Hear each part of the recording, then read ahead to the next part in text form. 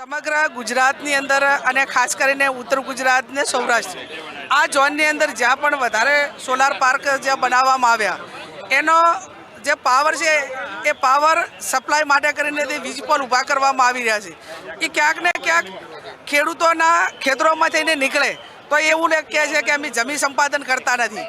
હવે તમે જેટલી પણ તમારે જમીન જોઈએ એટલી સંપાદન કરો પણ ખેડૂતોને એને ના ભાવ આપો। જે બિનખેતી આ તમે રોડ હોય તો તમે એને ના આપો છો, નર્મદાની કેનાલ હોય તો એને ના આપો, તમામમાં તમે એને ના આપો છો તો આની અંદર પણ ખેડૂતોને એમની માગણી પ્રમાણે જે એમની ડિમાન્ડ પ્રમાણે ભાવ આપો એવી અમે માગણી કરીએ।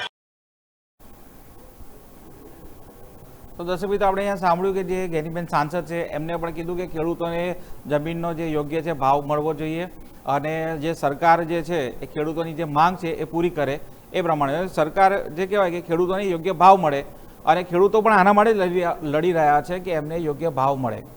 તો જોઈએ હવે સરકાર તરફથી શું થઈ રહ્યું છે। ખેડૂત આગેવાનો છે એમને અમુક સમય આપ્યો છે, હવે કહેવાય કે બંને વચ્ચે મંત્રણા થશે, ખેડૂત વચ્ચે અને સરકાર વચ્ચે। જોઈએ શું આનું પરિણામ આવે છે, જે પણ હશે આપને માહિતી મળતી રહેશે।